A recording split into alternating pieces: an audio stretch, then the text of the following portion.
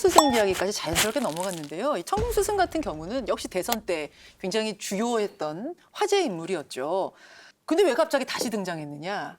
지금 이 천공스승이 윤석열 후보가 보라고 했던 그 유튜브 채널 지금도 하고 있습니다. 지금도 하고 있는데 거기서 국정 운영에 대한 조언 같은 걸 하고 있다고 해요. 근데 그분이 유튜브에서 조언을 하고 나면 그게 실제로 정책화가 되더라. 그래서 혹시 윤 대통령이 천공스승을 여전히 멘토로 두고 있는 거 아니냐. 이제 이런 이야기들이 막 도는 겁니다. 그럼 그분이 대단한 분이네요.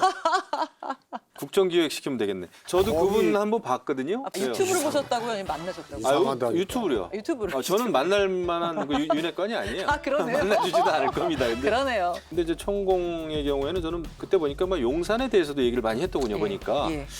뭐한 3년 전쯤 되는 것 같아요. 3년 전에 그 얘기 3년 전에. 자기 유튜브에서. 네.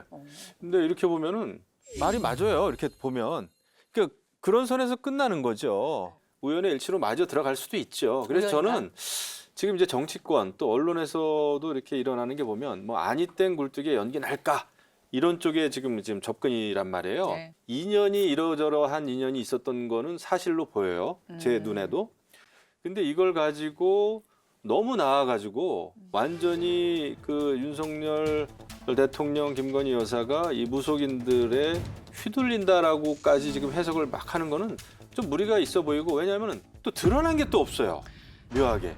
지지율 떨어지니까 과거의 그것들이 다 다시 예. 다 올라오고 있다. 그래서 저는 조금 좀 억울한 측면도 있겠다. 억울할 것 같다. 이런 생각이 들어요. 이제 천공스승의 말씀을 받들어서 정확하게 예언하는 또 한 사람이 있어요. 누구요? 변희재 씨예요. 아, 그래요? 네. 변도사. 변희재 씨가 천공스승이 얘기하는 대로 한다. 올 1월 5일 날 예. 김종인 총괄 비대위원장하고 결별하게 되죠. 그때도 천공스승의 강의가 있었다는 거예요. 그다음에 이준석 대표에 대해서도 이번에 징계받기 전에 변희재 예언가가 얘기를 하더라고요. 천공스승이 이준석 대표 X표 친 걸로 봐서는 예. 이 제거된다. 근데 그거 우연의 일치일 수도 있어요. 그런데 하여튼 천공스승과의 관계에 대해서는 부인하지 않잖아요. 지금도 조언을 받아서 뭔가 국정 운영하고 있을 가능성도 있다고 보시는 거예요? 뭐 저는 그동안 조언을 받아왔고 그게 잘 됐잖아요. 대통령까지 대통령까지 됐으니까. 됐으니까. 그러니까 그걸 굳이 안 받을 이유가 없죠. 네, 저도 그렇게 생각하는데요. 그 이유가 보통 이제 우리가 점을 보러 가거나 이제 무속인한테 가잖아요. 과거를 맞추는 거에 놀라요. 그렇죠, 그렇죠. 당신이 뭐 이렇게 하지 않았냐. 네, 어느 몇 때 세에 고생하지 않았냐, 뭐 하는데 이런. 그러면은 이제 그게 아무 의미가 없는 거예요. 그 과거는 저도 잘 알고 있어요. 제가 제일 잘 알죠. 자기 자신을. 그렇잖아요. 그러니까 그거는 전혀 정보가 안 돼요. 그러니까 문제는 뭐냐면요. 미래를 맞춰야 되는 거예요. 그러니까 미래를 맞췄는데 거기서도 굵직한 걸 맞춰야 되는 거죠. 예를 들어서 검찰총장은 그 말 들으면 대통령이 될 수 있다. 될 것이다. 그 되면요. 그럼 제가 보기에는 200% 믿을 것 같아요. 그러니까 토론회 때도 이렇게 얘기해요. 멘토는 아니다 이렇게 얘기해요. 멘토가 절대 아니다 이렇게 얘기 안 하는 거거든요. 저는 어떻게 받아들였냐면 멘토다 이렇게 받아들였어요. 근데 그 근거가 뭐냐면 미래를 맞췄다는 거예요, 계속. 그러니까 만약에 미래에 굵직굵직한 거를 맞췄다면 그 다음 미래에도 맞출 거라고 예측하는 것이 사람의 심리죠. 정상적인. 처음에는 재미로 갔다가 하나를 맞추고 나면 네. 그다음에는 그렇죠. 미래를 맞춘다 과거가 아니라 그렇다면 빠일 수밖에 없죠. 그 용하신 분이 되는 거죠. 그렇죠. 용한, 그러니까 제가 보기에는 미래를 계속해서 지금 굵직한 것들을 맞췄는데 지금에 와서 갑자기 여론이 나빠지니까 나는 멀리 하겠다. 그럴 일은 없다고 봐요. 오히려 지지율이 떨어지고 지금 뭐 20%도 깨질 수 있다 이런 위기 상황이라면 더 매달릴 거예요. 자, 그럼 여기서 그게 불법은 아닌데 국가를 운영하는 대통령이 그렇게 의존하게 되면 너무 의지하게 되면 무엇이 문제가 되는가에 대해서 좀 논의해봐야 될 것 같아요. 어떤 문제점이 생기는가, 최수영님. 이제 그렇게 의지하게 되면 만약 실제로 그런 일이 벌어지고 있다면 가정입니다. 있다면 그건 국정농단이죠.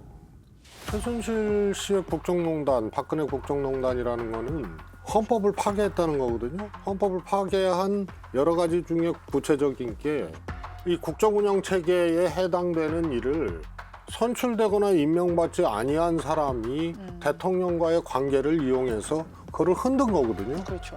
또 영부인이나 대통령 주변의 특수 관계인들이 그런 것을 하면 그 국정농단이에요. 네. 예를 들어서 김건희 여사의 오빠라든가 건진이라든가 이런 사람들이 대통령과의 특수 관계를 가지고 대통령을 이용해서 혹은 부부를 이용해서 어떤 이득을 취하는 행위나 부정한 행위를 한다 그러면은 그건 국정농단. 이거는 이득을 취하진 않았는데요. 모르는 청공- 거죠, 천공스님. 아. 모르는 거고 그건. 그거는 근데 건진법사는 지금 나오잖아요. 예. 그러니까 지금 뭐 단정적으로 우리가 진짜 국정에 이분들이 개입을 했다. 그 조언 들어서 국정 운영하고 있다. 이렇게 단정적으로 그렇죠. 얘기할 수는 없지만 워낙 지금 징후가 이른바 보인다는 썰, 거죠. 소문이 돌고 대통령실이 진상조사에 네. 나섰다고 하니 우리가 얘기를 해보는 건데 김영우 의원님. 오늘 어디 신문에 보니까 운세 예. 아는 것만 얘기해라 이렇게 써 있더라고요. 그래가지고 발언주의. 그래가지고 발언주의 이렇게 해왔는데 그 우리가 이제 국정 운영을 하는 데 있어서 법사가 됐든 도사가 됐든 친인척이 됐든 불법적으로 개입을 하거나 관여하는 거는 못하게 해야죠. 아, 물론이죠. 사실 지금 이제 윤석열 정부 초기예요. 초기인데 지금 지지율이 굉장히 이제 떨어진 상황이고 이런 상태에서 그런 일이 벌어지면 안 되겠다라는 생각을 좀 하고 특별감찰관이라도 좀 더 적극적으로 대통령실에서 나서서 예. 임명을 하도록 그거는 그 국회에 그 강력하게 요구를 해야 됩니다. 그렇게 해야 되고 그다음에 하지만 또 중요한 것은 확실치 않은 일 가지고 우리가 추측을 해가지고 윤석열 정부의 어떤 비판이나 공격의 어떤 수단으로 지금 그렇게 접근하는 것도 저는 바람직하지 않다 생각합니다.